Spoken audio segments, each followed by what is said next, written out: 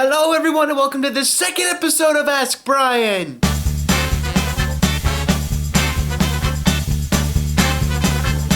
Yeah, so the reason why I'm still in the same clothes and in the same place is because I actually shot all of episode 1 and it ended up being longer than I anticipated, so I kind of had to split it up into multiple different episodes. So yeah, here's episode 2. We're picking up right where we left off. So yeah, next question.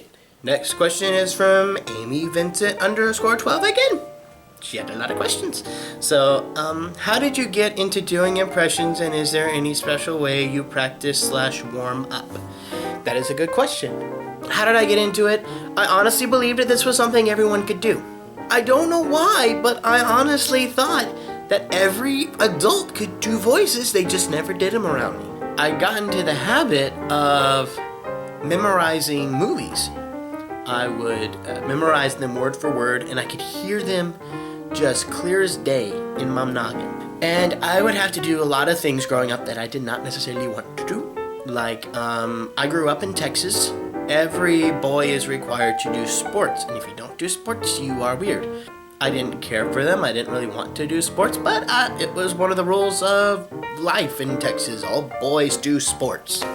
So I did them, and I tried a bunch. None of them really fit with me, but baseball did, because I found out I could stay really bad at that sport, always get sent to the outfield, and I could stand out there and just quote movies to myself. None of my impressions were very good back then, but I could hear them so well in my head, it's like I would just play the movie for myself. And then as I got older and my voice changed, I love these movies so much, I wanted to sound exactly like them. And I honestly thought this was something everybody did. And that was about the time that I watched Full House and learned how to do Scooby-Doo. So then I go up to school the next day, show all my friends thinking, hey guys, look, I'm one step closer to adulthood. I can sound like Scooby-Doo. You would have thought they just saw a ghost. They're like, what just came out of your mouth? You mean you guys can't do this? No. Everybody can't do this? No. Well, that's news to me. I saw it made everybody laugh and smile, and they were just like, oh my gosh, that's so cool. It's like, wow, that's making people happy. What if I could do more, make more people happy? Which I did. I learned more and more voices and kind of became like a little traveling sideshow at school. I lost a lot of lunches in school, not because anybody took them away, but it's because I'd sit down to eat, and then someone else would come up and say, Brian, can you please come over to my table and do Scooby-Doo and like some of your other impressions? Everybody would love it. And then one table would go to the next table and then to another table. And I'd have to go to like every table in the cafeteria before I even got to sit down and have a meal. And this happened all the way through middle school, high school, and even some of college. Oh yeah, and is there any special way you practice or warm up? Yes.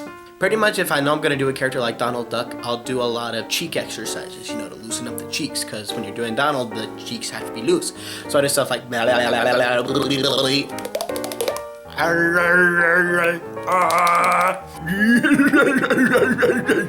pretty much just make as many weird noises as I can while using my cheek muscles to kind of go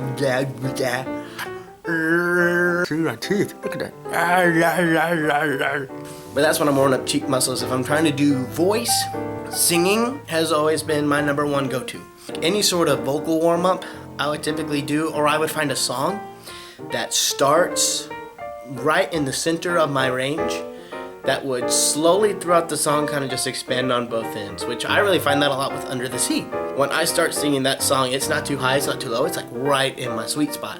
But then after a while, when I do the other voices with it, I get both the low and the high, and then I kind of I slowly get to that, and it goes higher and higher. That's one way I do it. But a lot of it is just strictly normal vocal exercises that any sort of musician would do. Do, mi, so, mi, do. Mama made me mash my M&Ms. Mama made me mash my M&Ms. Mama made me mash my M&Ms. Because voice acting in a lot of aspects is singing. This one is from Sam Petrie. How long have you been doing impressions of cartoon characters? Are some voices harder than others to grasp?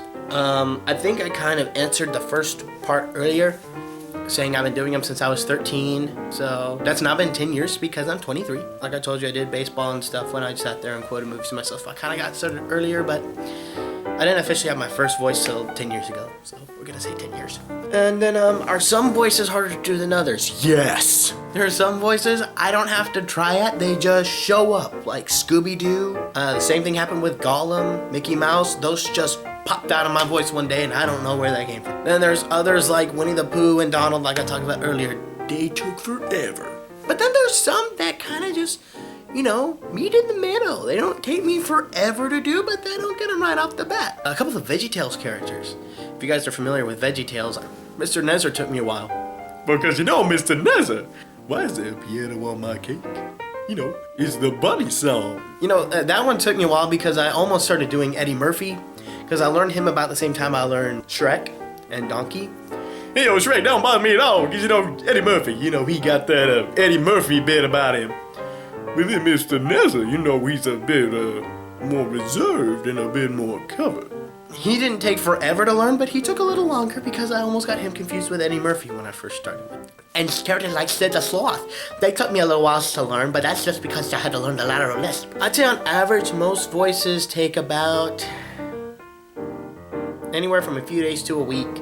There's some that I get that second, and there's some that take months. You just don't know. It depends on the character. This next question is from 15274 fan 1. Good work, sir. Big fan of your work. Thank you.